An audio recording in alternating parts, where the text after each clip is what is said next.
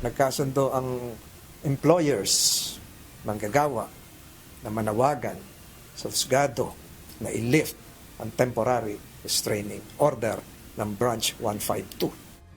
Malaki ang tsansang maipatupad na ang naudlot na 85 pesos na dagdag sa arawang kita ng mga minimum wage earners sa National Capital Region.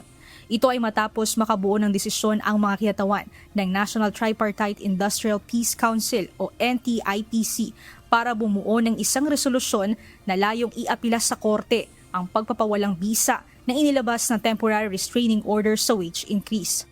May common stand yung employers at yung workers. No? Yung ECOP nandiyan represented at kanilang sinasabi na they will respect the implementation of wage order number 27. And of course, yung trade union, sinabi namin na we express our support for the immediate implementation of wage order number 27. So ganun din si Secretary. Sana i-dismiss na ng judge yung TRO niya at yung kaso mismo, yung petition for declaratory relief. We can only decide on this on the basis of what is good. Number one, for the country, and also for the employers and workers. So, we have to be balanced.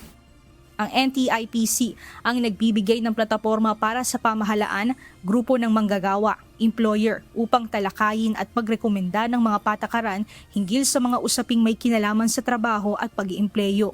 Dito pinagkasunduan na ng buong konseho ng mga kiyatawan ng employers, manggagawa at ng pamahalaan ang mga hakbang para malift ang TRO ng Pasig City Regional Trial Court Branch 152 na pumipigil sa implementasyon ng dagdag sahod. After these talks, we wait for the final decision of the judge. Any resolution emanating from the council's discussions can be used as evidence documentary before the Regional Trial Court of Pasig Branch 152.